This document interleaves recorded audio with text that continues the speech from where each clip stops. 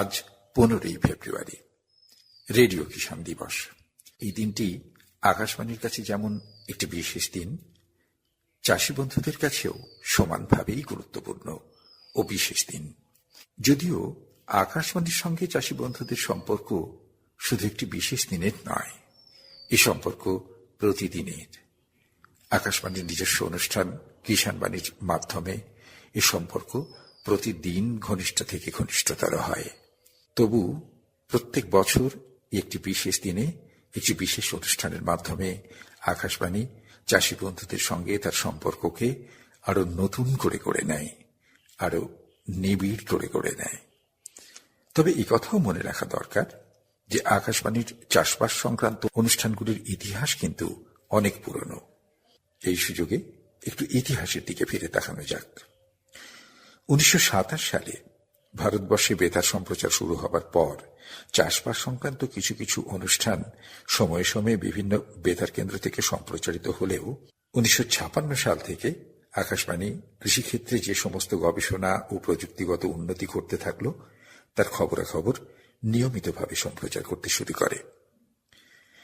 এরপর চাষবাস সংক্রান্ত নানা অনুষ্ঠানের ভেতর দিয়ে দীর্ঘ পথ পেরিয়ে 2004 সালের 15ই ফেব্রুয়ারি আকাশবাণী ভারতবর্ষের 23টি FM বেতার কেন্দ্র থেকে শুরু করল এক বিশেষ অনুষ্ঠান, কিষাণ বাণী। অবশ্যই ভারত সরকারের কৃষি ও কৃষক কল্যাণ মন্ত্রকের সহায়তায়। এবং ওই ঘটনাকে স্মরণ করে প্রত্যেক বছর পালিত হয়ে চলেছে রেডিও কিষাণ দিবস।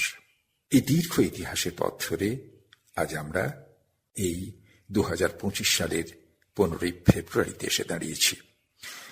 আমরা আজকের এই বিশেষ দিনে এই বিশেষ অনুষ্ঠানের মাধ্যমে নতুন করে চিনে নেবার চেষ্টা করব চাষী বন্ধুদের সঙ্গে আমাদের সম্পর্ককে।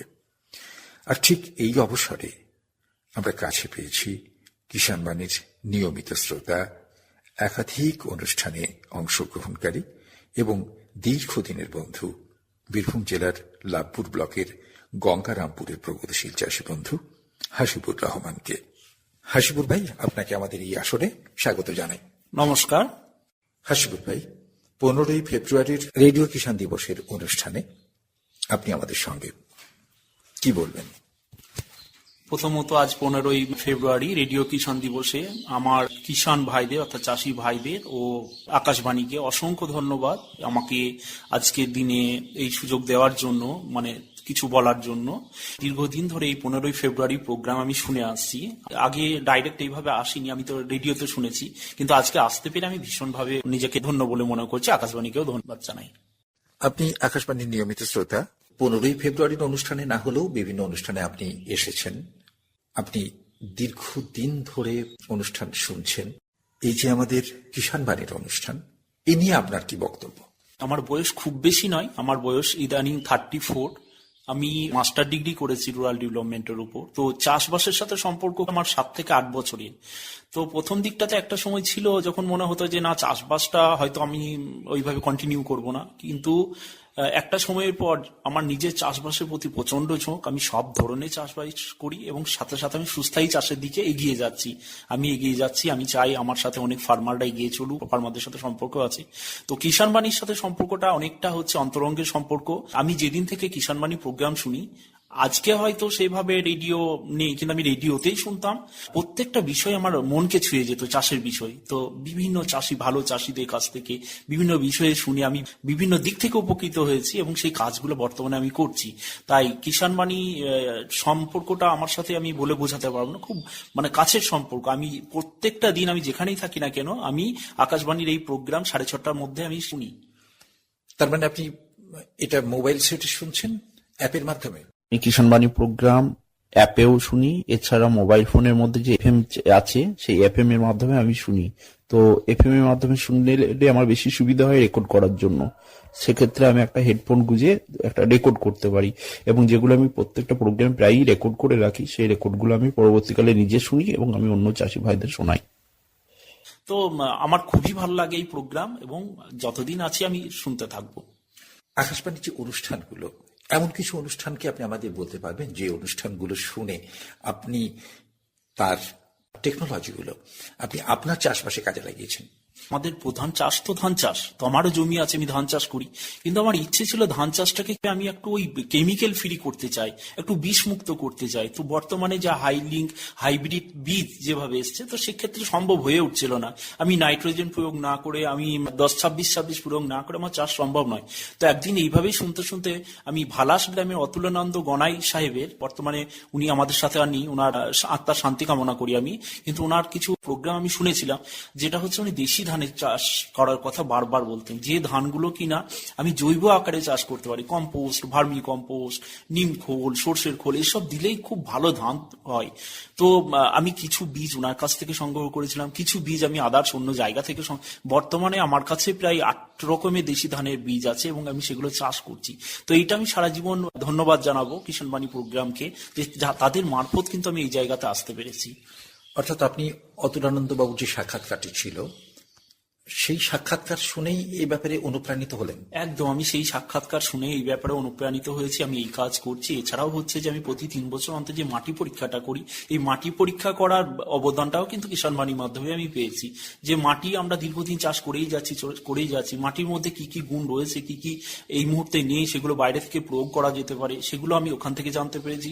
এছাড়াও কিছু প্রোগ্রামের মাধ্যমে বিভিন্ন শস্য পর্যায়, মানে একই জমিতে একই ফসল না করে সেটা পর্যায়ক্রমে আলাদা আলাদা ফসল, এই ধারণাটা আমি কিন্তু কিষাণ বাণী এই প্রোগ্রামের মাধ্যমেই পেয়েছি। হাসিবুর ভাই, আপনি যখন দেশীয় ধানের চাষটা করছেন বিশেষভাবে, এই সুযোগে আপনার কাছ থেকে একটু জেনে নিই যে এই ধানটা চাষ করার সুবিধাটা আপনি কিভাবে পাচ্ছেন, প্রথম কথা। দ্বিতীয় কথা, যেখানে প্রায় সবাই এই ধরনের চাষ করছেন না, খুব অল্প জন চাষ করছেন, সেক্ষেত্রে আপনার বিক্রি বাটা বা এটা নিয়ে এগিয়ে যাওয়া, এগুলো কি কোনো সমস্যা হয়?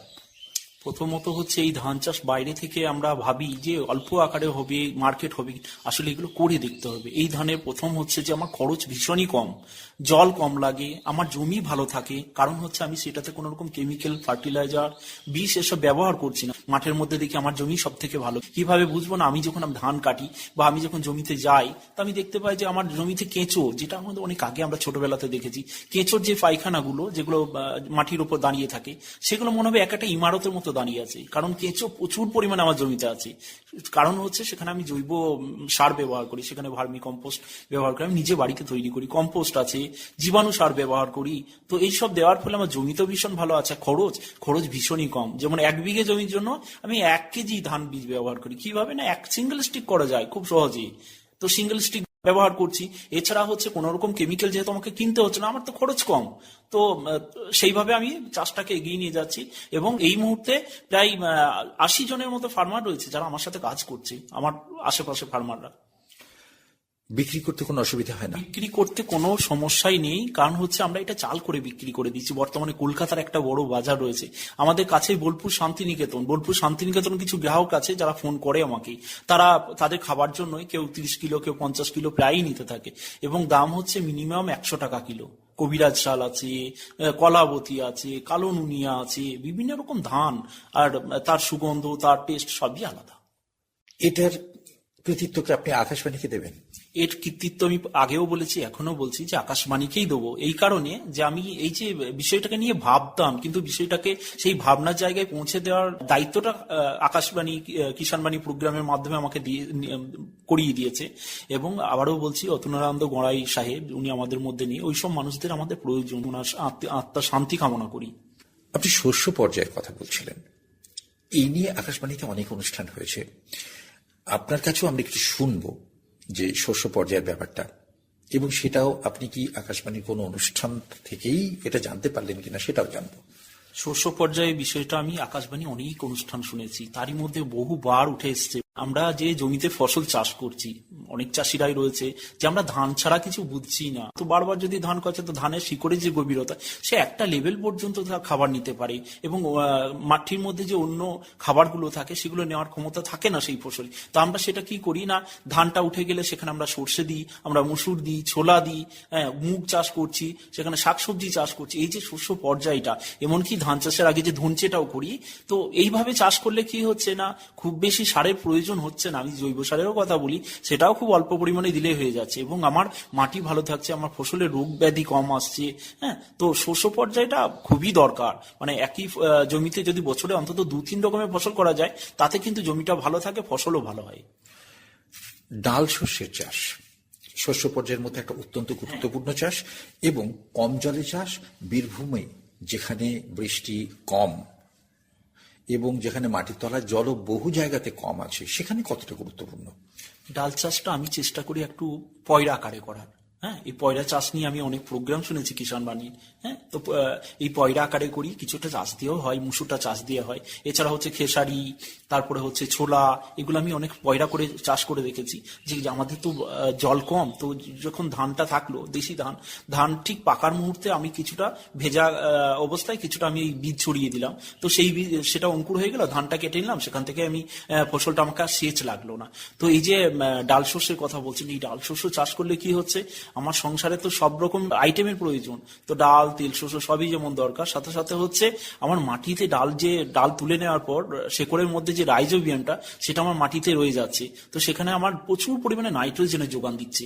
তো ডাল চাষ তো খুবই দরকার।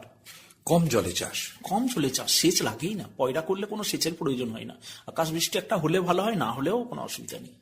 বীরভূমের গুরুত্ব সবচেয়ে বেশি, কারণ জল তো এখানে কম। হ্যাঁ, বীরভূমে গুরুত্ব বেশি, কারণ জল খুবই কম। যেমন আমাদের এদিকটাই হচ্ছে রাজনগরের দিকে আমি অনেক জায়গা দেখেছি, সেখানে আরো রুক্ষ, তো সেখানে এটা করা যায়। আমার শেষ প্রশ্ন আপনার কাছে, আপনি কিষাণ বাণীর কাছ থেকে কি চাইছেন ভবিষ্যতে? কি ধরনের অনুষ্ঠান হলে বা কি ধরনের ফরম্যাটে গেলে আপনার বেশি সুবিধা হয়? আমার প্রথমত হচ্ছে কিষাণ বাণী যে ধরনের প্রোগ্রাম করছে, এই প্রোগ্রামগুলো যেন কোনোদিন বন্ধ না হয়, এটা যেন কন্টিনিউ হতে থাকে। এবং আমার কিছু বন্ধু আছে, যেমন মুর্শিদাবাদ জেলা, বাঁকুড়া, পুরুলিয়া জেলা, তাদের কাছে নাকি এটা পৌঁছায় না সেইভাবে। তো আমি চাইবো যে আকাশবাণী এই প্রোগ্রামের রেঞ্জটা যদি একটু অল ওয়েস্ট বেঙ্গল বেসিসে একটু বাড়ানো যায়। না, এই মুহূর্তে আমরা অ্যাপের মাধ্যমে কিন্তু পৌঁছে যাচ্ছি। এখন ভারতবর্ষের প্রত্যেকটা প্রান্ত থেকে আপনি কিষাণ বাণীর অনুষ্ঠান শান্তিনিকেতন শুনতে পাবেন। যে আমি অনুরোধ করব আপনাকেও এই অনুষ্ঠানের মাধ্যমে বলতে, এবং আপনার সঙ্গে সরাসরি সম্পর্ক থাকলে তাদের বলে দিতে পারবেন, নিউজ অন AIR বলে যে অ্যাপটি রয়েছে, এই অ্যাপের মাধ্যমে কিন্তু এই অনুষ্ঠান শোনা যায়। ধন্যবাদ। বিষয়টা হচ্ছে আমিও এই বিষয়টা তাদেরকে জানাইনি, যদিও আমি নিজে জানি, আমি তাদের সাথে শেয়ার করব। নয় করে প্রায় 100 শ্রোতা আছে, যাদেরকে কিনা আমি রেকর্ডিং করে তাদেরকে বিষয়টা পাঠাই, তাতেও নাকি তাদের উপকার হচ্ছে। আপনার নিজস্ব রেকর্ড করা অনুষ্ঠানগুলো আপনি তাদের পাঠাচ্ছেন, তারা শুনছে? একদম, আমি নিজস্ব যেগুলো আমি শুনেছি, আমি শান্তিনিকেতনে তো বহু রেকর্ডিং আমার কাছে আছে, এবং আমি আমার ল্যাপটপে ফাইল করে রেখেছি। তো যখন কোনো বন্ধু, কোনো আত্মীয় স্বজন বলে এই বিষয়টা নিয়ে আমি একটু শুনতে চাই, আমি সেই বিষয়টা তাকে পাঠিয়ে দিই। কারণ কিষাণ বাণী কোনো প্রোগ্রামই আমার মনে হয় না যে কারোর ভালো না লাগা হবে বা উপকারে না আসবে। আপনি আকাশবাণীকে এভাবে প্রমোট করছেন জেনে আমার অসাধারণ লাগলো, যে শান্তিনিকেতনের অনুষ্ঠানগুলো আপনি প্রতিদিন রেকর্ড করছেন এবং সেগুলো আপনার ল্যাপটপে রেখে দিচ্ছেন। আপনার চেনা জানা লোকরা যারা হয়তো শান্তিনিকেতন পৌঁছচ্ছে না, যাদের কাছে, তাদেরকে আপনি পাঠিয়ে দিচ্ছেন এই অনুষ্ঠানগুলো। আপনাকে আকাশবাণীর তরফ থেকে অনেক অনেক ধন্যবাদ। তবে আমি অনুরোধ করব যে আপনি তাদের প্রত্যেককে বলুন যে নিউজ অন AIR অ্যাপ থেকে কিন্তু তারা এই অনুষ্ঠানটা শুনতে পাবেন। হাসিবুল ভাই, আপনাকে অনেক অনেক ধন্যবাদ জানিয়ে এই পর্যায়ের আলোচনাটা এখানেই শেষ করছি। আমাদের সঙ্গে রয়েছেন বীরভূম জেলার লাভপুর ব্লকের বুধুরা গ্রামের প্রগতিশীল মৎস্য চাষী বন্ধু লাল্টু কোনাই। লাল্টু বাবু, আপনাকে আমাদের এই আসরে স্বাগত জানাই। নমস্কার।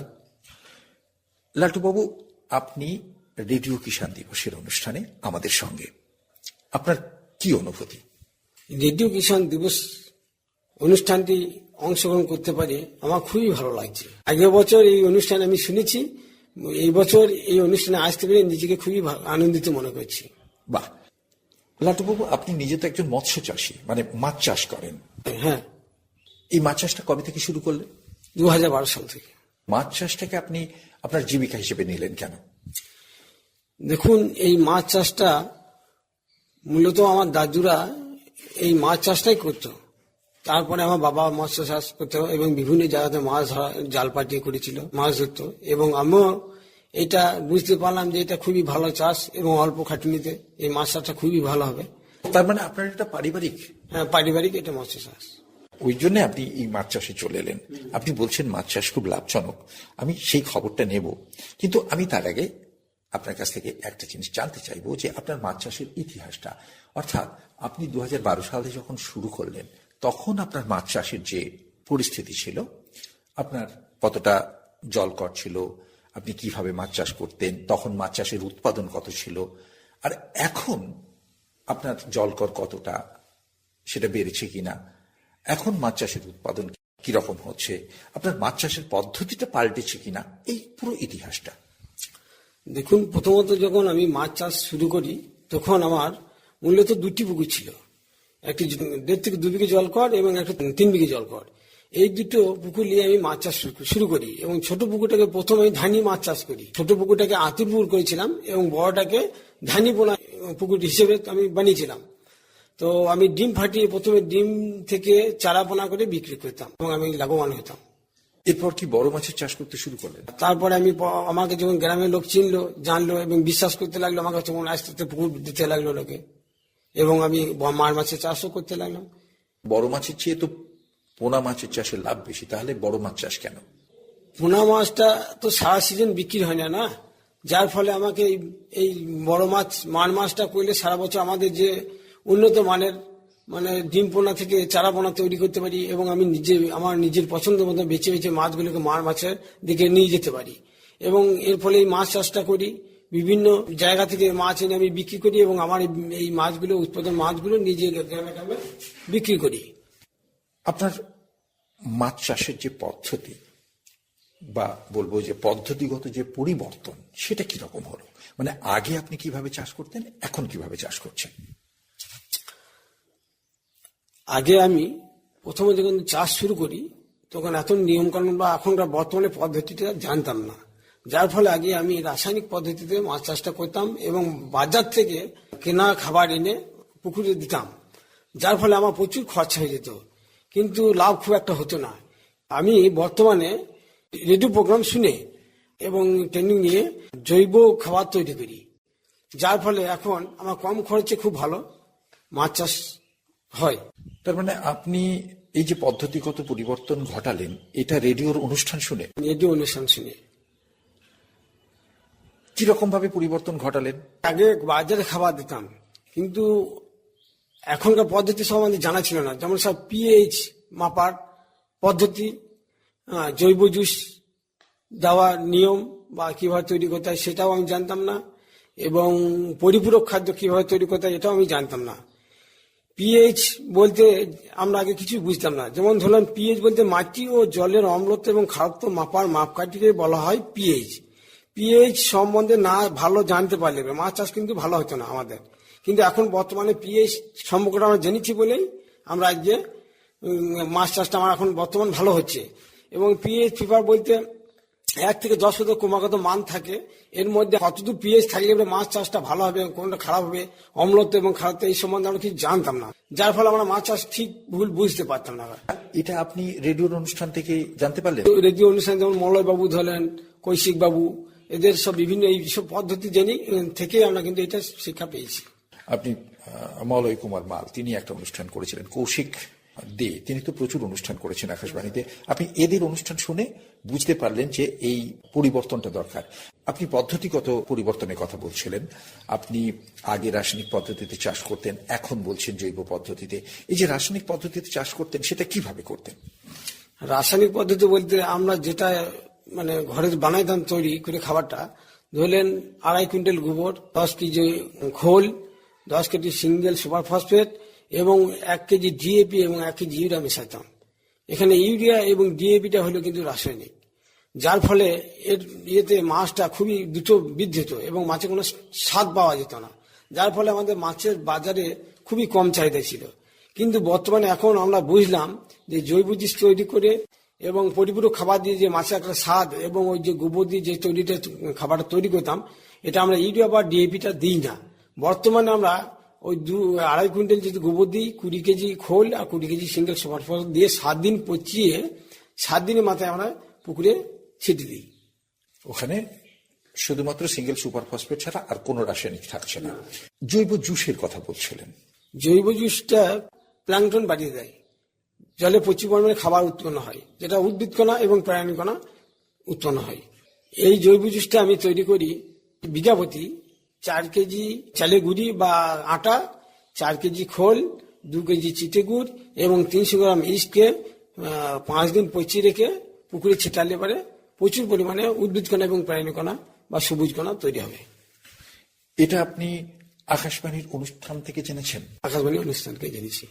আমি আরো একটা রেডিও অনুষ্ঠান থেকে শুনেছিলাম পরিপূরক খাদ্য তৈরি করা পদ্ধতি। কুড়ো বা ব্রাউন রাইস 50 কিলো, সরিষা খোল 35 কেজি এবং আটা 10 কেজি, লবণ 2 কেজি, হলুদ 200 গ্রাম, মেথি 100 গ্রাম, ভিটামিন 100 গ্রাম, চিটে গুড় 1 কেজি, সরিষার তেল 500 গ্রাম এবং ইস্ট 100 গ্রাম। এইটাকে আমরা একত্রে মিশিয়ে এটা বস্তায় বেঁধে 3টে ধাপে খাবারটা বেঁধে দিতাম। একটা জলের থেকে 1.5 ফুট নিচে, তারপর 2 ফুট নিচে, তারপর একটা 3 ফুট নিচে। কারণ ধরেন প্রত্যেকটি মাছ একই স্তরে থাকে না, নিচের স্তরে থাকে মিরিক, মধ্য স্তরে থাকে আমরা রুই এবং ওপর স্তরে থাকে সিলভার এবং কাতলা। যার ফলে 3টে ধাপে মাছটা দিলে পরে 3 রকম মাছই খেতে পাবে। এগুলো আপনি রেডিওর অনুষ্ঠান থেকে শুনেছেন? হ্যাঁ, রেডিও অনুষ্ঠান থেকে আমি শুনেছি। আমি আরেকটা জিনিস আপনার কাছ থেকে জানতে চাইবো যে মাছের যে রোগবালাই হয় সেটাকে আপনি কিভাবে প্রতিরোধ করছেন? মাছের যে সমস্ত রোগ বলা হয়, ধরলেন প্রথমে তো মাছের কানকো পচা একটা রোগ আছে, তারপরে পেট তলাতে লালচে লালচে দাগ আছে, ওটি শীতকালে দেখা যায়, এবং পাংড়া পচা। এটাকে আমরা মূলত প্রতি মাসে একবার করে চুন দিতে হয় আমাদেরকে। 15 দিন অন্তত একটা জাল টানাই হয়, 1 মাস পর পর আমরা চুন দিই। আর এবং পটাশিয়াম পারম্যাঙ্গনেটটা আমরা মাসে একবার করে ছিটিয়ে দিই, যার ফলে আমাদের রোগ ব্যাধি দেখতে পাওয়া যায় না। এছাড়াও আমরা কিছু গাছেরই ব্যবহার করি, যেমন নিম পাতা থেতো করে, হলুদ, কাঁচা হলুদ থেতো করে, আমরা এইসব বিভিন্ন রকম মেথি এইসব একত্র করে কিছু লবণ দিয়ে একটা খাবার তৈরি করি। খাবার তৈরি করে পুকুরে ছিটিয়ে দিই, যার ফলে আমাদের কোনো রোগ দেখা যায় না। ও, মাছ এই খাবারগুলো খেয়ে সুস্থ থাকে? সুস্থ থাকে। এই পদ্ধতিগুলো আপনি জানলেন কি করে?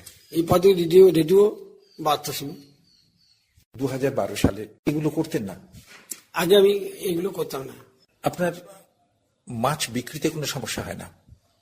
না, বর্তমানে এখন আমাদের মাছ বিক্রেতার কোনো সমস্যা আসে না। কারণ রাসায়নিক পদ্ধতি যখন করতাম তখন কিন্তু আমাদের মাছের এতটা কালার বা চকচকে এবং টাইট হতো না। কিন্তু বর্তমানে জৈব পদ্ধতিতে এই মাছ চাষটা করার ফলে আমাদের মাছের খুবই সাদা ধপধপে এবং খুব টাইট, মানে মাছের যেটুকু প্রয়োজন সেটুকু টাইট খুবই হয় এবং মাছটা অনেকক্ষণ শক্ত থাকে, যার ফলে মাছটা আমাদের নষ্ট হয় না।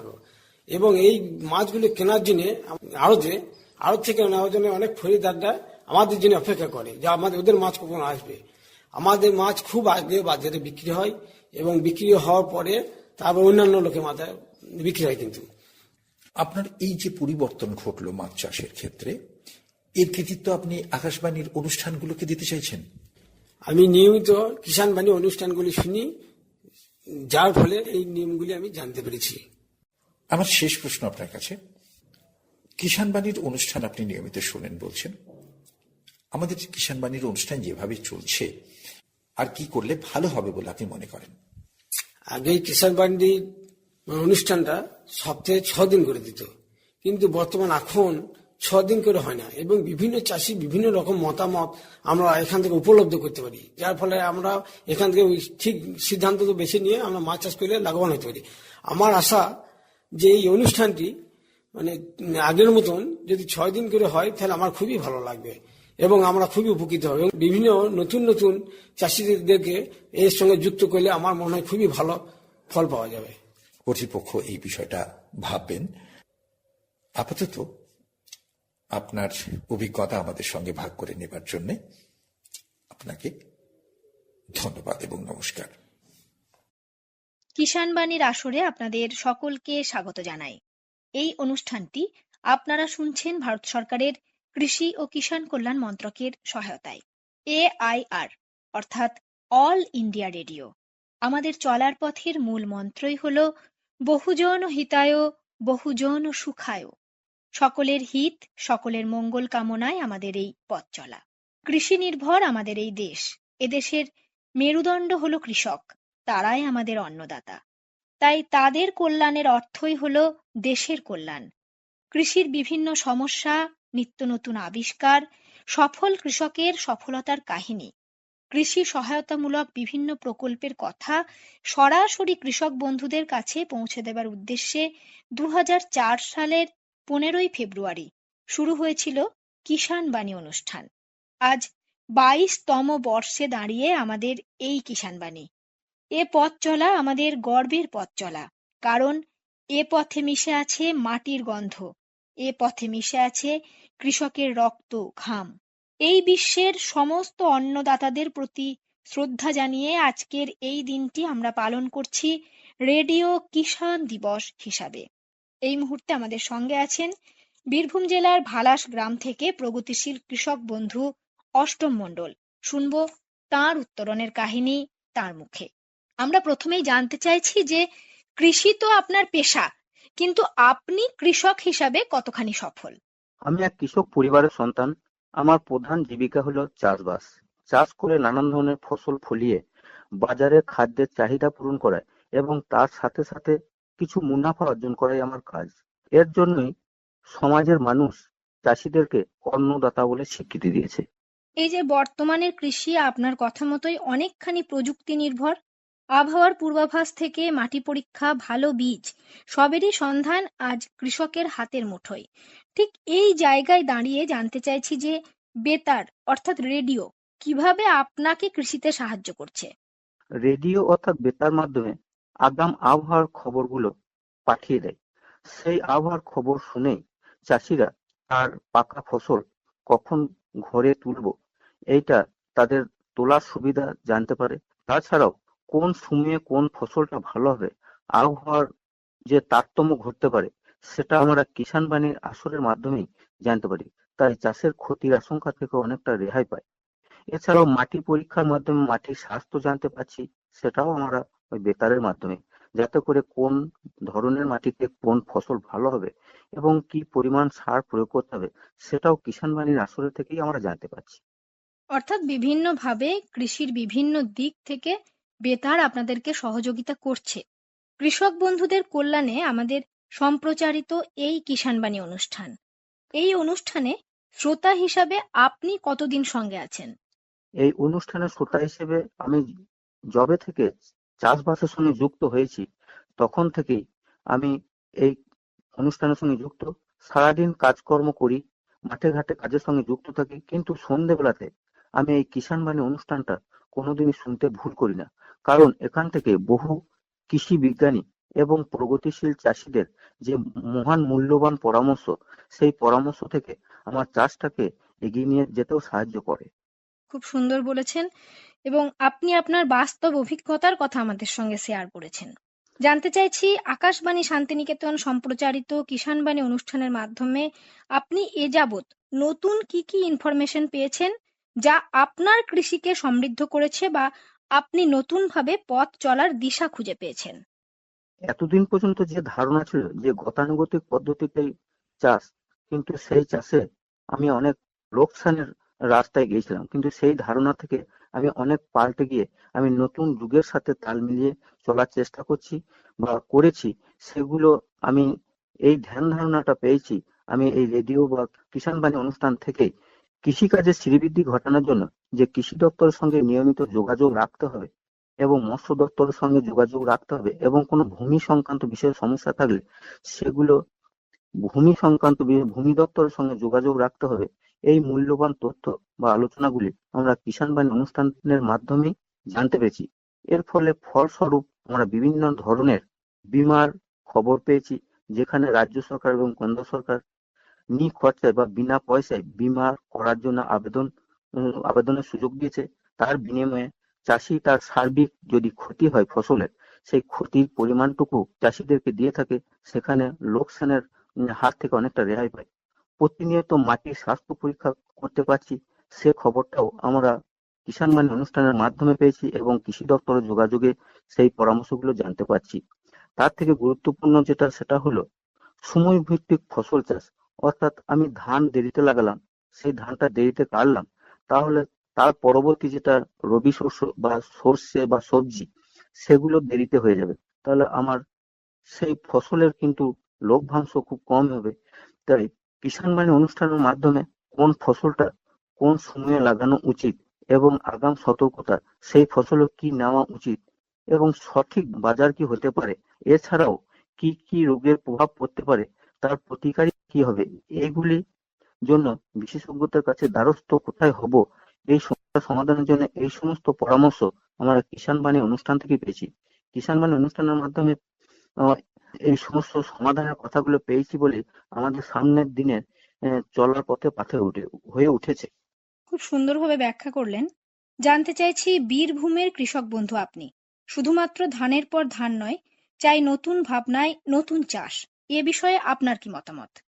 আমি আর ধানের পর ধান চাষ করি না, আমি শাক সবজি করি, ফল চাষ করি। এছাড়াও এই মুহূর্তে সব থেকে গুরুত্বপূর্ণ চাষ হলো মিলেট চাষ। আমি গত অর্থবর্ষে আমি মিলেট চাষ করেছিলাম কিছুটা জায়গা। মিলেট চাষ সাধারণত জুন মাসের মাঝামাঝি থেকে জুলাই মাসের মাঝামাঝি মধ্যে রোপণ করতে হয় বা বুনতে হয়। মিলেট চাষ সাধারণত অল্প জলের চাষ, উঁচু জমিতে যেখানে জল নিকাশির ব্যবস্থা আছে সেই সমস্ত জমিতে মিলেট চাষ খুব ভালো হয়। আমাদের বীরভূমের মাটিতে ফিঙ্গার মিলেট বা যেটা বাংলায় রাগি বলে, সেই ফিঙ্গার মিলেটটা খুব ভালো ফলন দেয়। মিলেট খুব অল্প সারের ফসল, অল্প সার দিলেই মিলেট খুব ভালো ফলন দেয়। মিলেট চাষ বিঘা প্রতি বুনতে গেলে বা লাগাতে গেলে 1.5 থেকে 2 কিলো বীজের প্রয়োজন হয়। মিলেট চাষ করে মিলেট কাটার সময় পর্যন্ত প্রায় 90 দিন সময় লাগে। আমি গত বছরে কিছুটা জমি লাগিয়েছিলাম, এবছরে আমি 1 বিঘে জমি লাগিয়েছি, সেখানে 2.5 থেকে 3 কুইন্টাল মিলেট ফলন দিয়েছে। সেখানে আমি বাজার দর পেয়েছি প্রতি কেজি 80 টাকা করে। মিলেট একটি খুব উন্নত প্রোটিন জাতীয় খাদ্য। অর্থাৎ আমরা এখান থেকে বুঝতেই পারছি যে নতুন ধরনের চাষ ভাবনা, অর্থাৎ এই যে মিলেট চাষের কথা বলছেন, এই চাষে আপনি যথেষ্ট সফল। জানতে চাইছি, এই যে নতুন চিন্তা ভাবনা, এই ভাবনার প্রসার ঘটাতে বা এই ভাবনার ব্যাপ্তি কৃষকদের মধ্যে ছড়িয়ে দিতে রেডিও কতখানি উদ্যোগী বা কতখানি সফল, আপনার কি মনে হয়? আমি আপনার কথা সূত্র ধরেই বলছি, আমি এই মিলেট চাষ করেছি সেটা সম্পূর্ণ কিষাণ বাণী অনুষ্ঠানের প্রোগ্রাম থেকেই এই সুবিধাগুলো পেয়েছি। আমি জানতাম না যে বীরভূমের মাটিতে এত সুন্দর মিলেট চাষ হয়, কারণ বীরভূমের মাটি সাধারণত কাঁকুড়ে মাটি।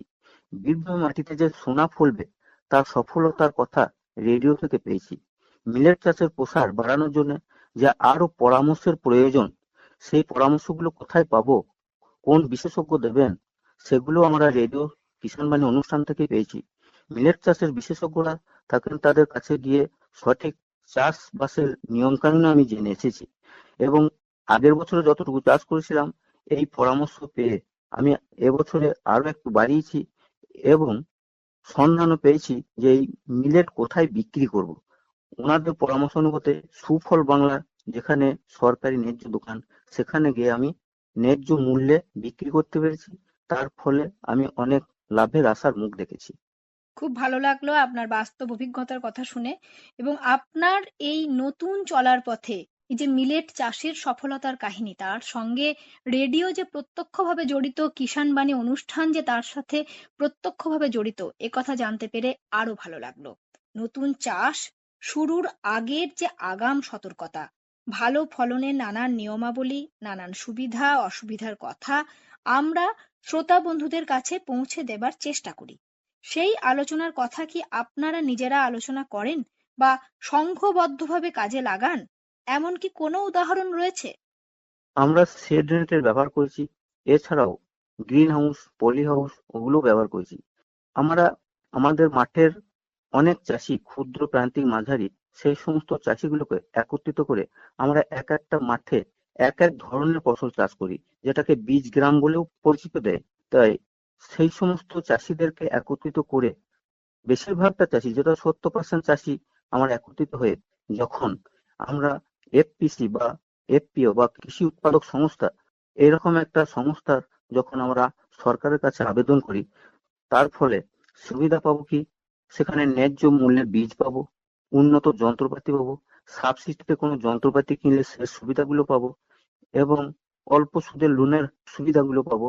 কারণ অনেকগুলো চাষি যখন আমরা একত্রিত হয়ে সরকারের কাছে আবেদন করব, তার গুরুত্বটা বেশি থাকবে। কারণ একক চাষি যদি কোনো আবেদন করে, তার গুরুত্ব আর সংখ্যাগরিষ্ঠতা বা কৃষক গোষ্ঠী হিসেবে যখন আমরা আবেদন করব, তার গুরুত্বটা বেশি থাকবে, তার সুবিধাটাও বেশি পাবো। তাই সমস্ত ধরনের চাষিকে নিয়ে যাতে আমরা একটা কৃষক গোষ্ঠী বা এপিসি গঠন করে আমরা এই সুবিধা পাই, তার জন্য আমরা সেই আবেদনটা সরকারের কাছে দাবি রাখবো। এবং কৃষির যে কীটনাশক স্প্রের জন্য ড্রোনের ব্যবস্থা, এখন আধুনিক প্রযুক্তি, এই সুবিধাগুলো পাওয়ার জন্য আমরা উদাহরণস্বরূপ, যেমন আমি 2019 সালেও এরকম একটা ক্ষেত খামার বলে একটা প্রজেক্ট তৈরি করেছিলাম। সেখানে জেলা লেভেল থেকে এবং ব্লক লেভেল থেকেও আধিকারিকরা পরিদর্শন করে তাদের মুখের হাসি ফুটিয়েছি। এতদিন ধরে শুনছেন রেডিও কিষাণ বাণী অনুষ্ঠান।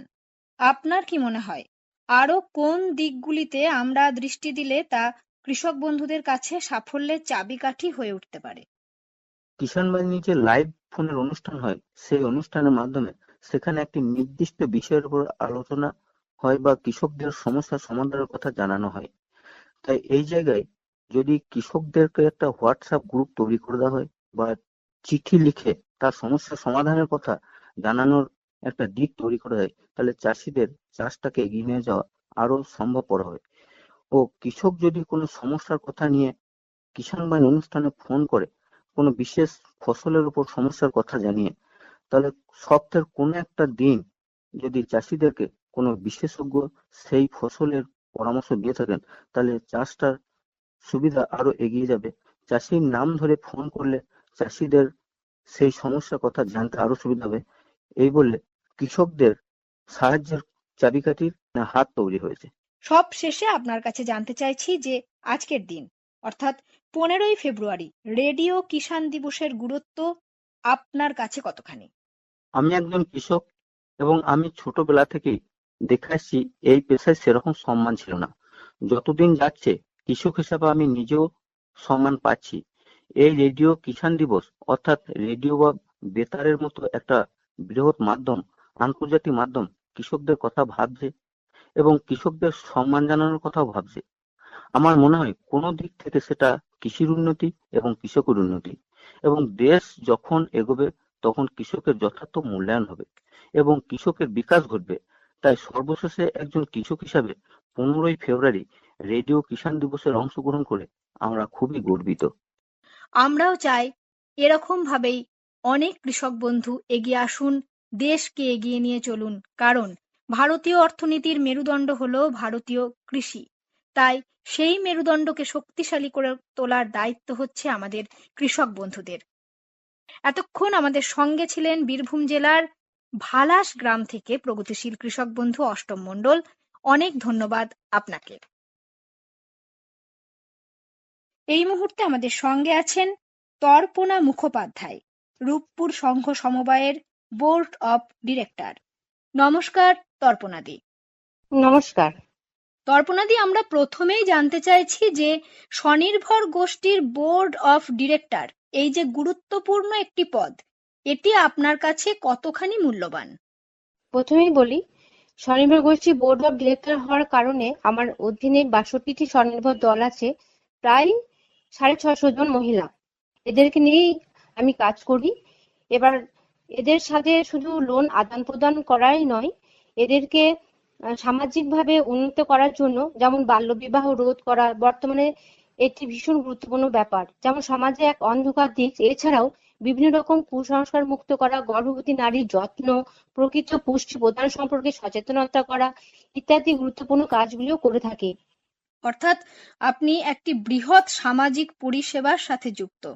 জানতে চাইছি, এই যে স্বনির্ভর গোষ্ঠী পরিচালনা, স্বনির্ভর গোষ্ঠীর পরিচালনা ছাড়াও কৃষির কোন কোন বিষয়ে আপনি যুক্ত?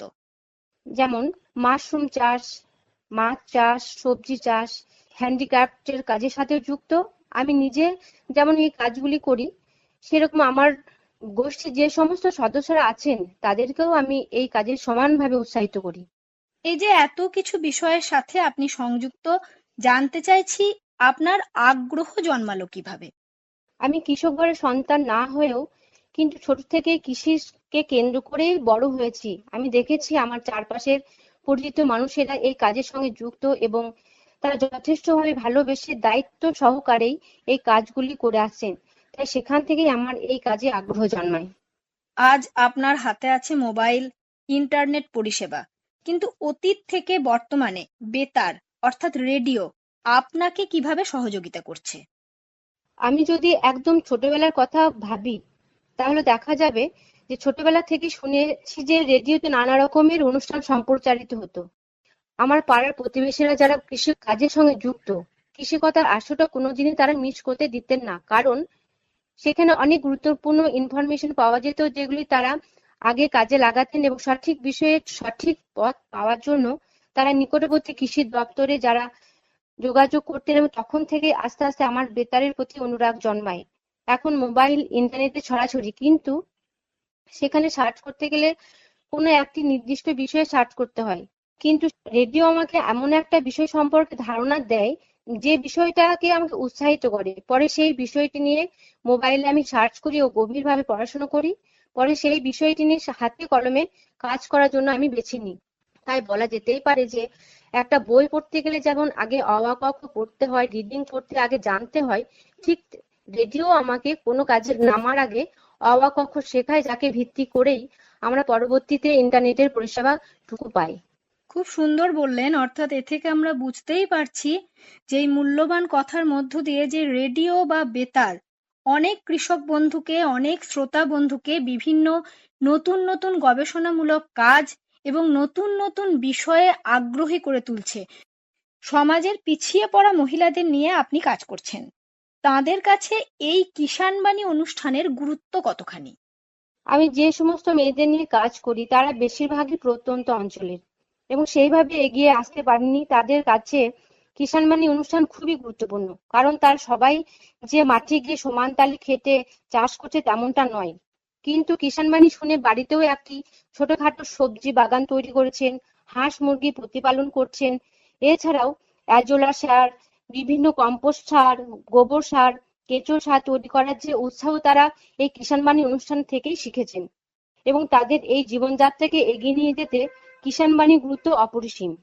তারা বাড়ির পুরুষ সদস্যকেও এ বিষয়ে উৎসাহিত করেছেন, এবং যে কথায় কখনো কিভাবে বিভিন্ন লোনের জন্য অ্যাপ্লিকেশন করতে হবে এবং কৃষি বীমার জন্য কোথায় আবেদন করতে হবে, জমি পরিমাপ কেমন ভাবে করতে হবে, সঠিক বিজ্ঞান ভিত্তিতে চাষ ইত্যাদি নানা রকম বিষয়ে পুরুষ সদস্যকেও নানাভাবে অনুপ্রাণিত করেছেন। তাই বলা যেতেই পারে আস্তে আস্তে এই বৃত্তটা সম্পূর্ণ হবার দিকে এগিয়ে যাচ্ছে। অর্থাৎ আপনার মতে কিষাণ বাণী অনুষ্ঠানের গুরুত্ব যে শুধুমাত্র মাঠে গিয়ে চাষবাসের মধ্যেই সীমাবদ্ধ আছে তা নয়, সমাজকে এগিয়ে নিয়ে যাবার জন্য, মানুষের চিন্তা ভাবনার উন্নতি ঘটানোর জন্য কিষাণ বাণীর গুরুত্ব আমাদের খেটে খাওয়া মানুষের জীবনে, আমাদের কৃষক বন্ধুদের জীবনে, সর্বোপরি সমাজের সেই সমস্ত মানুষের জীবনে যারা মহিলা হয়েও আজ সমান তালে সমাজকে এগিয়ে নিয়ে যেতে চাইছেন, তাদের জীবনে অপরিসীম। এবারে জানতে চাইছি, শুরুতেই আপনি বলেছেন যে আপনি মৎস্য চাষের সাথেও যুক্ত। এই বিষয়ে আপনার অভিজ্ঞতা জন্মালো কিভাবে, এবং সর্বোপরি মহিলাদের পক্ষে এই পেশা কতখানি যুক্তিযুক্ত? প্রথমেই বলি, মাছ চাষটা কিন্তু দাদার সূত্রে এসেছে। আমাদের কয়েকটি পুকুর আছে, দাদা সেইগুলোতে মাছ চাষ করে, এবং কেভিকে থেকে কৃষ্ণদা ও কল্লোলদার কাছে মাছ চাষে ট্রেনিংও নিয়েছি। বর্তমান সমাজ বলছে ভালোভাবে সমাজকে অগ্রগতির দিকে নিয়ে যেতে গেলে ছেলে মেয়ে উভয়কেই সমান তালে এগিয়ে নিয়ে যেতে হবে। এমন কিছু কিছু কাজ আছে যেগুলো হয়তো মেয়েরা ছেলেদের তুলনায় বেশি সাবলীল, আবার অন্যদিকে বলা যায় যে ছেলেরাও কিছু কিছু কাজ আছে তারা সাবলীল। মৎস্য চাষ এমন একটি জায়গা যেখানে নানা ধরনের কাজ আছে। বিভিন্ন ধরনের যে পুকুরগুলি আছে সেগুলিতে সরাসরি জালই টানা নয়, কিন্তু সেগুলি খাবার দেওয়া, খাবার তৈরি করা, বিভিন্ন রোগ পোকার ওষুধ দেওয়া, সর্বোপরি অ্যাকাউন্টেন্টের যে কাজটি, এই কাজটি মহিলারাই খুব ভালোভাবে করতে পারেন। শুধুমাত্র চাষ বা প্রতিপালন নয়, চাই সঠিক জ্ঞান, সঠিক চিন্তা ভাবনা নিয়ে বিজ্ঞানসম্মত উপায়ে পথ চলা। এই যে ভাবনা, কৃষক বন্ধুদের কাছে এই ভাবনা পৌঁছে দেবার কাজে রেডিও কতখানি সফল? একটা সময় আমাদের ধারণাই ছিল যে ধানের পর ধান চাষ, তা যদি না হয় তাহলে মাটি থেকে জল তুলে নিয়ে আবার সেই বোরো ধানের চাষ, এবং কখনো কখনো কোনো কোনো জমিতে সামান্য পরিমাণে কলাইয়ের চাষ বা সর্ষের চাষ। আমাদের এলাকায় চাষ বলতে আমরা শুধু এইটুকুতেই সীমাবদ্ধ ছিলাম, কিন্তু পরবর্তী কিষাণবাণী সম্প্রচারিত নানা অনুষ্ঠানের মাধ্যমে আমরা জানতে পেরেছি যে বীরভূমের মাটিতে আর কি কি ধরনের চাষ সম্ভব। আমাদের সেখানে জলের অভাব রয়েছে ঠিকই, কিন্তু সেই অভাব থাকা সত্ত্বেও অন্যান্য যে সমস্ত চাষগুলি সম্ভব, আমরা কিন্তু আস্তে আস্তে সেই সব চাষগুলির দিকে অগ্রসর হচ্ছি। যেমন বিগত বছরে আমরা AWD পদ্ধতি অর্থাৎ অল্টারনেটিভ ওয়েট অ্যান্ড ড্রাইং এর পদ্ধতি আমরা ধান চাষ করছি, সূর্যমুখী চাষ করছি, আমরা বিগত বছরে মিলেটেরও চাষ করেছি, যেটি অল্প পরিমাণ জলে চাষ সম্ভব। তো এই সমস্ত বিভিন্ন বিষয় মাথায় রেখেই আমি বলতে চাইছি যে এই যে আমাদের নতুন ভাবে পথ চলা, সেটা কিন্তু কিষাণবাণী অনুষ্ঠানের মাধ্যমেই সম্ভব হয়েছে। একটু পিছিয়ে যাচ্ছি। কোভিডকালীন পরিস্থিতিতে বেতার কিভাবে আপনাদের সহযোগিতা করেছে? এই সময় কথা আমরা কেউই ভুলতে পারবো না, যখন আমরা 2.5 থেকে 3 বছরে পুরোপুরি ঘরে ঢুকেছিলাম, এবং ঠিক এই সময় যখন আমরা কৃষি দপ্তরের সঙ্গে যোগাযোগ রাখতে পারছি না এবং কৃষক বন্ধুদেরও যে সবার সঙ্গে মিশতে পারছি বা ভালোভাবে কথা বলার আদান প্রদানও করতে পারছি, সেটাও নয়। এমনকি আমার স্বনির্ভর দলের এতজন মহিলা সদস্য আছেন, তাদের সাথেও যোগাযোগ রাখতে পারছি না। সমস্ত ট্রেনিং বন্ধ। ঠিক এই সময় নিজের জীবন ধারণ করার জন্য এবং জীবনযাত্রার মানকে উন্নত করার জন্য রেডিও বিভিন্ন গুরুত্বপূর্ণ তথ্য কিষাণবাণী অনুষ্ঠানের মধ্য দিয়েই আমাদের হাতে তুলে দিয়েছেন। এই কথা বলতেই পারি যে কোনো পরীক্ষার আগে যেমন বাড়িতে বসে পড়ার দরকার পড়ে, করোনার সময়টি আমাদের কাছে ঠিক যেন সেই রকমই। সেই সময় আমরা নিজেরা নিজেকে তৈরি করেছি এবং তার সুফলও বর্তমানে পাচ্ছি। যারা আমাদের অন্নদাতা, সেই কৃষক বন্ধুদের পাশে দাঁড়াতে, তাদের সম্মান জ্ঞাপনে আমরা অর্থাৎ বেতার কতখানি সমর্থ? আমাদের দেশের মূল ভিত্তিই হচ্ছে কৃষি, এবং সেই কৃষির মেরুদণ্ড হচ্ছে কৃষক বন্ধুরা। আমরা অতীত থেকে দেখতে পাই যে কৃষকরা কিন্তু সারা জীবনই অবহেলিত। বিভিন্ন সময় দেখতে থাকি যে আমাদের অন্নদাতারাই অন্যের অভাবে নিজেদের সংসার প্রতিপালন করতে পারছে না। কিন্তু আজকের সময় পাল্টেছে, যুগও পাল্টেছে। কৃষকদের সাহায্যার্থে বিভিন্ন ধরনের প্রকল্প চালু হয়েছে, এবং কৃষি যে একটি যথেষ্ট সম্মানজনক উল্লেখযোগ্য পেশা, সেটা আমরা জানতে পেরেছি কিষাণবাণী অনুষ্ঠানের মধ্য দিয়ে। তার কারণ আমরা যখন কিষাণবাণী অনুষ্ঠান বিভিন্ন সফল কৃষকদের বক্তব্য শুনি, তখন নিজেদেরই এত ভালো লাগে, তখন মনে হয় যে আমিও এই কৃষকদের সাথে যুক্ত এবং এই পেশাকে আমিও যথার্থ জায়গায় নিয়ে যেতে পারবো। তাই আমি এক কথাই বলবো যে সম্মান জ্ঞাপনে শুধু নয়, তাদেরকে যথার্থ জায়গায় যথার্থ মানে পৌঁছে দেওয়ার জন্য রেডিও পুরোপুরি সমর্থ। খুব সুন্দরভাবে আমরা শুনলাম আপনার জীবনে রেডিওর গুরুত্বের কথা, কিষাণবাণীর গুরুত্বের কথা। সত্যিই তাই। টিভি প্রত্যেককে একটি চিত্র দেয়, কিন্তু রেডিও মিলিয়ন মস্তিষ্কে মিলিয়ন চিত্রের জন্ম দেয়। একথা বলেছেন মার্কিন যুক্তরাষ্ট্রের বিখ্যাত সাংবাদিক পেগি নুনান। আর আমাদের কবিগুরুর মতে, কত অজানারে জানাইলে তুমি, কত ঘরে দিলে ঠাঁই, দূরকে করিলে নিকট বন্ধু, পরকে করিলে ভাই। এভাবেই যেন আমরা পৌঁছে যেতে পারি আমাদের অন্নদাতাদের কাছে। নমস্কার চাষী বন্ধুরা, কিষাণবাণী অনুষ্ঠানে আপনাদের সকলকে স্বাগত। এই অনুষ্ঠানটি প্রচারিত হচ্ছে ভারত সরকারের কৃষি এবং কৃষক কল্যাণ মন্ত্রকের সহায়তায়। আজ রেডিও কিষাণ দিবস 15 ফেব্রুয়ারি 2025। অন্যান্য বছরের মতন এবছরও বিভিন্ন জায়গায় রেডিও কিষাণ দিবস পালিত হচ্ছে। এর মূল লক্ষ্যই হচ্ছে চাষী বন্ধুদের কিভাবে কৃষি কাজের আয় বাড়ানো যায়, সেই লক্ষ্য উদ্দেশ্য নিয়ে আজকের এই অনুষ্ঠান। দুজন সফল চাষী বন্ধুকে আজকে আমরা পেয়েছি, যারা নিয়মিত কিষাণবাণী অনুষ্ঠান শোনেন। আপনার নাম? আমার নাম শেখ ফজলুল হক। ফজলুল বাবু, আপনি কি কি ধরনের চাষ করে থাকেন? আমি সাধারণত সব ধরনেরই চাষবাস করে থাকি। ধান, তার সঙ্গে ডাল শস্য, মুসুর ডাল বা ছোলা, এই সঙ্গে সরিষা এবং আলু, এই সব চাষগুলোই সাধারণত আমি করে থাকি। আমাদের যে রেডিওতে কিষাণবাণী অনুষ্ঠান হয় আকাশবাণী থেকে, সেটা কি আপনি শোনেন? হ্যাঁ, আমি নিয়মিত এই কিষাণবাণী অনুষ্ঠান শুনি, শান্তিনিকেতন যে রেডিও চ্যানেল রয়েছে সেখান থেকে। তো আমি শুধু একাই নয়, আমার গ্রামের আরো যে চাষি বন্ধুরা রয়েছে, আমরা একত্রে বসে সকলে মিলে সেই অনুষ্ঠান শুনি, এবং এই অনুষ্ঠানটি খুবই ভালো লাগে। যেহেতু আমরা চাষি ভাই, তো ওই জন্য চাষের যে আলোচনা হয় এখানে বিভিন্ন বিশেষজ্ঞদের নিয়ে, তাতে কি হয়, আমরা সেখান থেকে তাদের পরামর্শ শুনে উপকৃত হই, এবং সেগুলো আমাদের কৃষিক্ষেত্রে প্রয়োগ করার পর আমরা সেখান থেকে অনেক সুফল পাচ্ছি। সেই জন্য আমরা চাইব যে এই অনুষ্ঠান আরো চাষিরা শুনুক এবং এখান থেকে আরো লাভবান হোক। তো আপনার কাছে জানবো যে আপনি দীর্ঘদিন ধরে এই কিষাণ বাণী অনুষ্ঠান শুনে আসছেন, এই অনুষ্ঠান শুনে আপনি কতটা উপকৃত হয়েছেন? হ্যাঁ, এই অনুষ্ঠান শুনে যেটা উপকার সেটা হচ্ছে, আগের সময় আমাদের বাবারা কাকারা যে ধান চাষ করতেন, সেই ধান হয়তো অত উন্নত মানের বীজ ছিল না, বা প্রযুক্তিগত দিক থেকে অত উন্নত ছিল না, বা কিভাবে কোনটা প্রয়োগ করলে ধান ভালো হবে এগুলো অত হয়তো তেনারা জানতেন না। এখনকার সময় আমরা নিজেদের হাতে চাষবাস করছি, সেই সঙ্গে এই যে বিশেষজ্ঞদের পরামর্শ কিষাণ বাণী অনুষ্ঠানের মাধ্যমে শুনছি, তাতে সেগুলো প্রয়োগ করার ফলে তার ফলন বৃদ্ধি পেয়েছে, এবং কোথায় ভালো বীজ পাওয়া যাবে বা কোন সময়ে সার প্রয়োগ করতে হবে বা কীটনাশক ঔষধ প্রয়োগ করতে হবে, বা কি ধরনের সার দিলে আমরা উন্নত ফলন লাভ করতে পারবো, বা কোন সময়ে কোন মরশুমি ফসল লাগালে পরে আমরা সেগুলো ভালোভাবে উৎপাদন করতে পারবো, এই সকল পরামর্শ আমরা বিশেষজ্ঞদের কাছ থেকে শুনে আমাদের কৃষিক্ষেত্রে প্রয়োগ করার পর আমরা কিন্তু তার থেকে ফলনটা বেশি পাচ্ছি। যেমন বলতে গেলে দেখা যায় যে আমাদের এদিকে জমিগুলো হচ্ছে 20 কাঠাতে 1 বিঘা জমি। আগেকার সময় আমরা শুনে আসছি বা দাদাদের আমল থেকে যে সেই জমিগুলোতে 6 থেকে 8 মণ এরকম ধান হতো।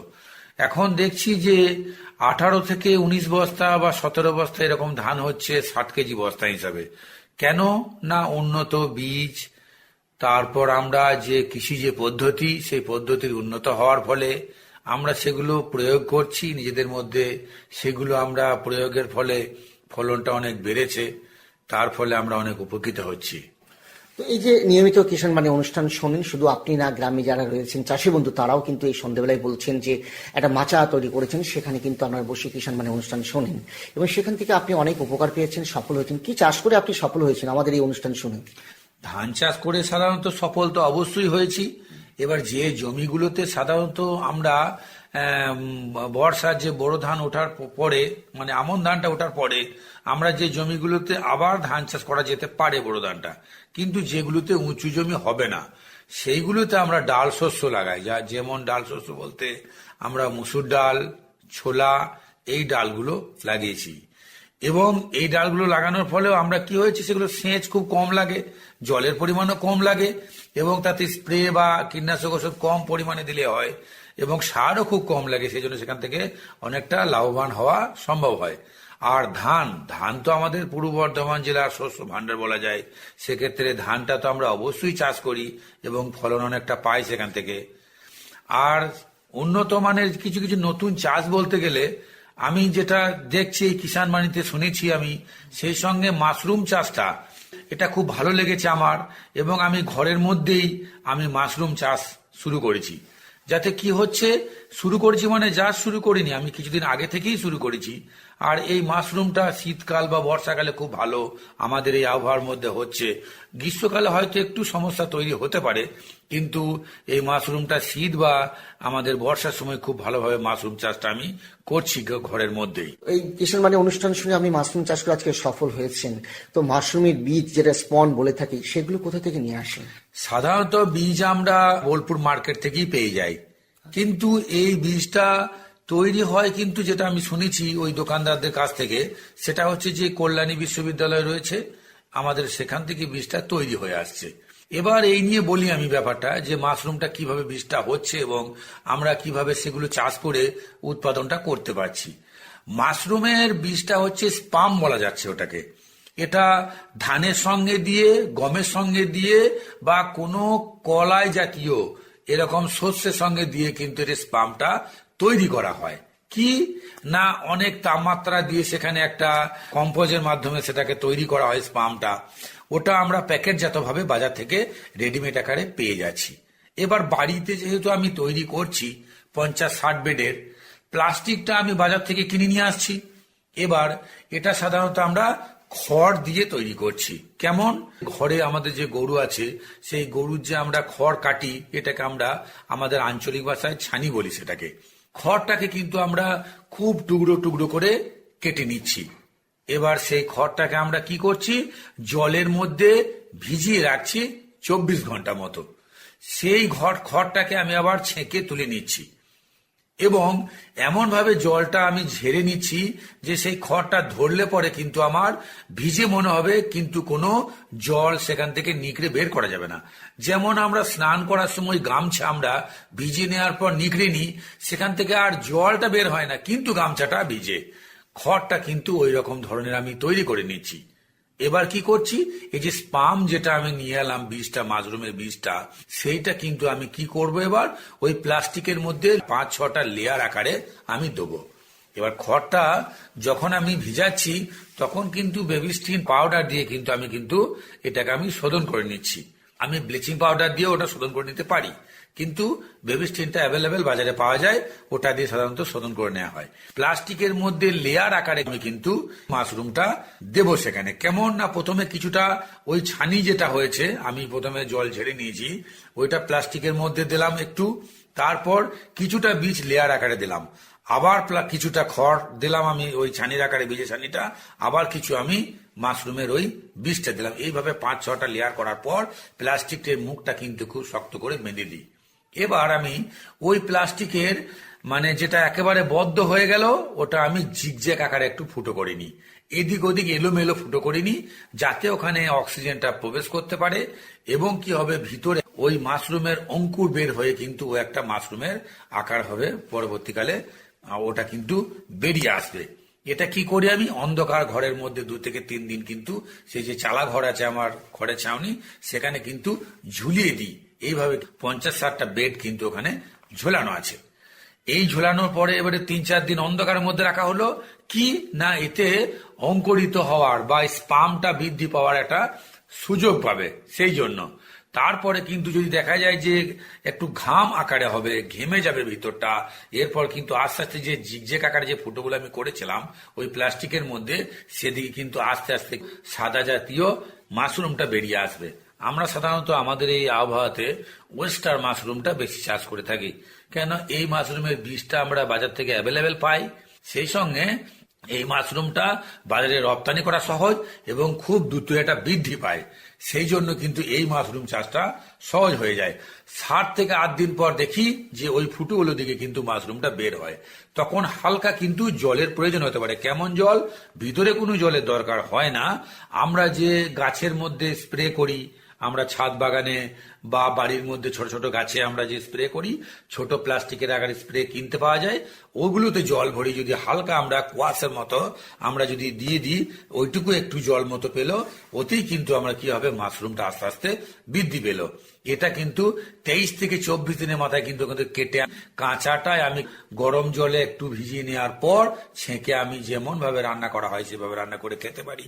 ওটাই কেটে আমি ছোট প্লাস্টিক প্যাকেটজাত করে আমি কিন্তু বাজারে রপ্তানি করতে পারি। একটা কি জিনিস না, আমরা মাছ, মাংস, ডিম এইগুলো যাদের বারণ আছে, হাই প্রেসারের রোগী, বিজ্ঞানীরা ডাক্তাররা বলতে চাইছেন এটা একটা হাই প্রোটিন, কিন্তু আমার কোলেস্টেরলটা বৃদ্ধি করবে না। অতএব প্রচুর কদর আছে এখনকার সময়ে যাদের এই ধরনের হাই প্রেসার কোলেস্টেরল রয়েছে, তাদের কাছে এই ফসলটা ব্যবহারের উপযুক্ত একটা হাই প্রোটিন, যেটা মাছ, মাংস, ডিমে যে প্রোটিনটা আমার দেহে যাবে তার থেকে এটা অনেকটা ভালো একটা প্রোটিন, যেটা খেয়ে কিন্তু ওই কোলেস্টেরল বাড়বে না বা সেক্ষেত্রে আমার প্রেসার ইত্যাদি কন্ট্রোলে থাকবে। আমি এটা প্রথমত শুনেছিলাম আমি কিষাণ বাণী অনুষ্ঠানে, এবং এটা আমি নিজের ক্ষেত্রে প্রয়োগ করে গ্রামে গঞ্জে যেহেতু আমাদের ফাঁকা বাড়ি অনেক পড়েই থাকে, চালা ইত্যাদি, আমি প্রয়োগ করে কি করছি, কিছুটা আমি নিজের উপকারে লাগাতে পারছি, 5 জনকে আমি এটা খাওয়াতেও পারছি। এই যে এই মাশরুম চাষটা আমি শুনেছিলাম কিষাণ বাণী অনুষ্ঠানে, তো এই ধরনের অনুষ্ঠান যে প্রচার হচ্ছে রেডিওতে, এতে আমরা উপকৃত হচ্ছি। এই ধরনের অনুষ্ঠান না যেন বন্ধ হয় এবং এটা যেন চলতে থাকে, তা আমি গ্রামে গঞ্জে অন্যান্য গ্রামে যাই, তেনারাও আমার কাছে শুনে এই ধরনের অনুষ্ঠান শোনার আগ্রহ আছে, তারা রেডিও কিনে তারা শুনছে। এখন অত্যাধুনিক যুগে আমরা মোবাইলের মাধ্যমে এফএমটা যুক্ত করে দিয়ে শুনতে পারি, তারাও শুনছে, এবং এটা চলতে থাকলে পরে আরো অনেক কৃষক তারা এখানে শুনে উপকৃত হবে। আমরা তো অবশ্যই উপকৃত হয়েছি, তারাও উপকৃত হবে এই ধরনের অনুষ্ঠান শুনে। ঠিক তাই, এই ধরনের অনুষ্ঠান যদি চলতে থাকে অবশ্যই চাষি বন্ধুরা তো উপকৃত হবেনই, এবং নতুন নতুন পদ্ধতি, নতুন নতুন যে বিজ্ঞান ভিত্তিক চাষবাসগুলো হচ্ছে সেগুলো জানতে পারছেন। হ্যাঁ, এই অনুষ্ঠানের মাধ্যমে জানতে পারছি, কেননা আমাদের একটা আসর বসে, মানে মোটামুটি সন্ধ্যের দিকে যখন রেডিওটা জড়া হয়, 5টা মানুষ যখন এক জায়গায় জড়ো হয়ে শুনি, তখন আমাদের এই যে কৃষি আলোচনা ইত্যাদি নিয়ে যেগুলো, এতে আমাদের কি হয়, একটা আলোচনার মাধ্যমে আমরা সুফল পাচ্ছি। সেখান থেকে অনুষ্ঠানটা চললে পরে শুনতেও আমাদের ভালো লাগে, এবং অত্যাধুনিক যে পদ্ধতি বা চাষের যে উন্নতি, সেগুলো এই অনুষ্ঠানের মাধ্যমে শুনলে আমরা উপকৃত হয়ে যাচ্ছি। এই যে আপনি আজকে কিষাণ বাণী অনুষ্ঠান শুনে মাশরুম চাষ করেছেন, আপনার দিকে তো আরো 5 জন গ্রামের মানুষজন মাশরুম চাষ করছে। হ্যাঁ, আমার দিকে আরো 4-5 জন তারাও শুরু করছে। প্রথমত তাদেরকে আমি শুনতে বলি যে নিয়মিত এই অনুষ্ঠান শুনলে পরে তুমি মাশরুম কেন, অন্যান্য চাষের ক্ষেত্রেও আমাদের বিশেষজ্ঞরা যা আলোচনা করবেন এই অনুষ্ঠানের মাধ্যমে, সেগুলো থেকেও তুমি অনেক উপকার পাবে। তাতে তারা আকৃষ্ট হয়েছে এবং তারাও এই ধরনের অনুষ্ঠান শুনছে। আর সব থেকে ব্যাপার যে বিকল্প চাষ হিসাবে এটা কম সময়ে কম জায়গার মধ্যে এটা চাষ করা যেতে পারে। হ্যাঁ, এটা খুবই কম জায়গা এবং নিজের নজরের মধ্যে, ঘরের মধ্যে খুব সুন্দরভাবে কিন্তু এটা চাষ করা যেতে পারে, এবং বিকল্প চাষ হিসাবে এটাকে প্রত্যেকটি চাষি ব্যবহার করতে পারে, নিতে পারে এটাকে। আমি যেমন উপকৃত হয়েছি, আরো 5টা কিন্তু চাষি এটার মাধ্যমে উপকৃত হবে। তো এই মাশরুম ফলন কি শীতকালে বেশি হয়? হ্যাঁ, যেহেতু ওয়েস্টার মাশরুমের কথা আমি বললাম, এটা আমাদের এই পূর্ব বর্ধমান জেলা বা আশেপাশে আমাদের গোটা পশ্চিমবাংলাতেই ওয়েস্টার মাশরুমটা শীতকালে সবচেয়ে বেশি ফলন হবে। তারপরে কিন্তু বলতে গেলে একমাত্র বর্ষার সময় এর ফলনটা পাওয়া যাবে, গ্রীষ্মের সময় অনেকটা কমে যায় ফলনটা। এই যে আকাশবাণী থেকে যে আমাদের এই যে কিষাণ বাণী অনুষ্ঠান চলছে আমাদের রেডিওতে, এতে আমি প্রথমেই ধন্যবাদ জানাবো এই ধরনের অনুষ্ঠান চালানোর জন্য। যেহেতু আমরা উপকার পেয়েছি এখান থেকে, এই ধরনের অনুষ্ঠান চললে পরে আরো অনেকে উপকার লাভ করবে। তাই আমি যারা এই ধরনের অনুষ্ঠান চালাচ্ছেন আমাদের কিষাণ বাণী অনুষ্ঠানে, তাদেরকে আমি ধন্যবাদ জানাচ্ছি। খুব ভালো লাগলো আপনার সাথে কথা বলে। আজকে আমরা এসেছিলাম আউসগ্রাম 2 নম্বর ব্লকের অন্তর্গত তেঁতুল দ্বীপ গ্রামে। আমরা কথা বললাম এই গ্রামের একজন সফল চাষী বন্ধুর সাথে, যিনি আজকে আকাশবাণী শান্তিনিকেতন থেকে যে কিষাণ বাণী অনুষ্ঠান শুনে কিন্তু আজকে উপকৃত হয়েছেন, সফল হয়েছেন। তিনি আজকে মাশরুম চাষ করে কিন্তু প্রচুর টাকা রোজগার করছেন, নিজেও স্বনির্ভর হয়েছেন। আজকে এই বিশেষ দিনে আমরা পেয়েছি একজন মহিলা চাষী বন্ধুকে, যিনি কিন্তু নিয়মিত কিষাণ বাণী অনুষ্ঠান শোনেন, এবং আজকে এই অনুষ্ঠান শুনে কিন্তু আজকে তিনি চাষবাস করে সফল হয়েছেন। এরকম একজন দিদির সাথে কথা বলবো। তিনি শুধুমাত্র যে মহিলা চাষী বন্ধু আমরা বললে ভুল হবে, তিনি কিন্তু স্বনির্ভর দলও করে থাকেন, এবং স্বনির্ভর দল থেকেও কিন্তু বিভিন্ন ধরনের কাজ করেন, এবং সেখানেও কিন্তু এই দল করেও কিন্তু আজকে সফল হয়েছেন। দিদি, আপনার নাম? হ্যাঁ, নমস্কার, আমার নাম নুপুর মজুমদার। আচ্ছা, বাড়ি? বাড়ি হচ্ছে আপনার বোলপুর ব্লকের অন্তর্গত কন্দপুর গ্রামে। আপনি কতদিন ধরে আকাশবাণী শান্তিনিকেতন থেকে কিষাণ বাণী অনুষ্ঠান হয় শোনেন? হ্যাঁ, আমি 10-12 বছর ধরে এই কাজের সাথে যুক্ত, এবং আমি আপনার আকাশবাণী যে কিষাণ বাণী যে অনুষ্ঠান, সেটা কিন্তু নিয়মিত শ্রোতা। শুধু আমি নয়, আমার এই পরিবার, আমাদের পরিবারে কিন্তু একরকম জয়েন্ট পরিবারই বলতে পারেন, সবাই আলাদা থাকে কিন্তু আমাদের একই জায়গায়। আমার শ্বশুরমশাইরা এবং তার ভাইরা এবং আমার যে আরো দেওর ভাসুরেরা আছে, এনারা কিন্তু প্রত্যেকে কিন্তু আমরা এখানে নিয়মিত শ্রোতা। এবং আপনাদের এই যে আকাশবাণীতে কিষাণ বাণী অনুষ্ঠানটা হয়, এই অনুষ্ঠানটাতে আমরা কিন্তু ভীষণভাবে উপকৃত। কারণ ধরুন, আমরা গ্রাম বাংলায় থাকি, আমরা সবসময় হয়তো শহরে ঘেঁষা হতে পারি না, অনেক সময় অনেক কিছু জানতে পারি না, কিন্তু আমরা এই সন্ধ্যাবেলায় ঘরে বসে কিভাবে চাষবাসকে আরো এগিয়ে নিয়ে যাওয়া যাবে, কিভাবে জৈবিক পদ্ধতিতে চাষবাস করা যাবে, এই যে এইগুলো আমরা শুনে থাকি, এটা আমাদের ভীষণভাবে উপকৃত। এবং আমাদের শুধুমাত্র আমরা মহিলারা নয়, আমরা স্বনির্ভর গোষ্ঠী মহিলারা কিন্তু প্রত্যেক দিন এটা শ্রোতা। এবং আমরা স্বনির্ভর গোষ্ঠী মহিলারা তো এইভাবে চাষবাস করছি। তাছাড়াও আমাদের যে ধরুন পুরুষ মানুষরা রয়েছে, যেমন স্বামী, আমার দেওর, আমার ভাসুর এবং আমার সেই শ্বশুরমশাইরা রয়েছেন, এরা তো ধরুন মাঠে চাষবাস করেন। এনারা গম, ধান, সর্ষে, তারপরে আপনার দোফসল যেগুলো রয়েছে সেগুলো যে চাষবাস করছেন, তারা কিন্তু এই কিষাণ বাণী অনুষ্ঠান থেকে অনেকভাবে উপকৃত।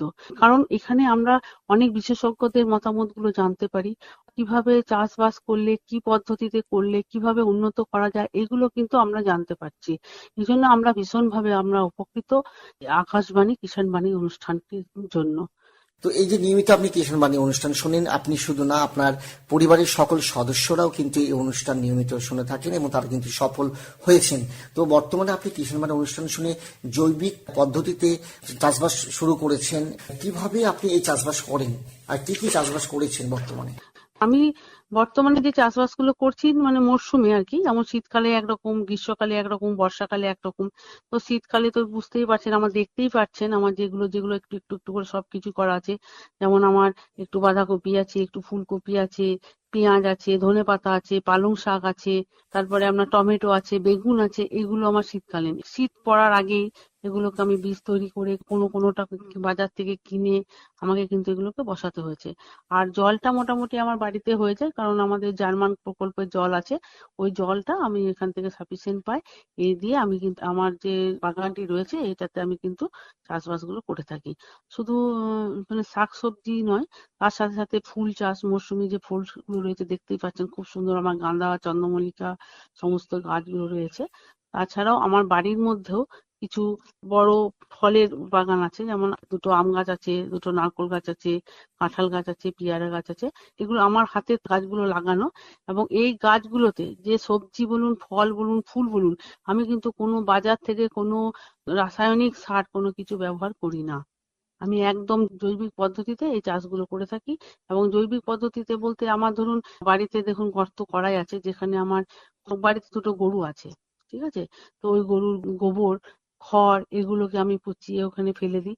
তারপর আরেকটা দিকে আপনার ওই সবজি খোসা, চায়ের পাতা এগুলোকে আমার রাখা হয়। এগুলোকে শুকিয়ে আমি কিন্তু গাছে এগুলো ব্যবহার করি। এই যে কিষাণ বাণী অনুষ্ঠানটা আমাদের আকাশবাণী শান্তিনিকেতন থেকে প্রচারিত হয়ে থাকে, অনেক ক্ষেত্রে মহিলা চাষী বন্ধুদের হয়তো কৃষি বিশেষজ্ঞ যারা রয়েছেন বা কৃষি দপ্তর যেখানে রয়েছেন সেখানে হয়তো যাওয়া সম্ভব হয় না, কিন্তু এই যে অনুষ্ঠান চাষী বন্ধুদের একেবারে কাছে পৌঁছে দিচ্ছে, অর্থাৎ তারা বাড়িতে বসেই শুনতে পাচ্ছে এবং তারা কিন্তু চাষ পদ্ধতি, বিভিন্ন ধরনের বিজ্ঞান ভিত্তিক যে চাষবাস বা নতুন নতুন যে পদ্ধতি সেগুলো জানতে পাচ্ছেন এবং অনেকটাই উপকৃত হচ্ছেন। সেখানে কিন্তু আপনিও কিন্তু এখানে এই কিষাণ বাণী অনুষ্ঠান শুনে উপকৃত হয়েছেন, আজকে কিন্তু সফল হয়েছেন, এটা বলার অপেক্ষা রাখে না। একদমই না, এটা আমি ভীষণভাবে উপকৃত। শুধু আমি নয়, আমার পরিবার, আমার স্বনির্ভর গোষ্ঠী এবং আমার পাড়া প্রতিবেশী, আমি যে স্বনির্ভর গোষ্ঠীর সাথে কথা বলি তাদেরকেও সবসময় বলে থাকি তোমরা কিন্তু এই আকাশবাণীতে কিষাণ বাণী যে অনুষ্ঠান সেটা কিন্তু তোমরা শুনবে। কারণ সবাই কিন্তু আমরা যেহেতু স্বনির্ভর গোষ্ঠী, আমরা ধরুন আমাদের গরু চাষ, সেখানে চাষবাস দিয়ে বলা হয় না, এখানে গরু কিভাবে পালন করা হয়, কিভাবে গাভীর থেকে দুধ নেওয়া হয়, কিভাবে ছাগল পালন করা হয়, কিভাবে হাঁসের ডিম তৈরি করা হয়, এগুলো তো বলা হয়। তো সেগুলো তোমরা শুনবে এবং সবাই শুনলে কিন্তু এটা উপকৃত হবে।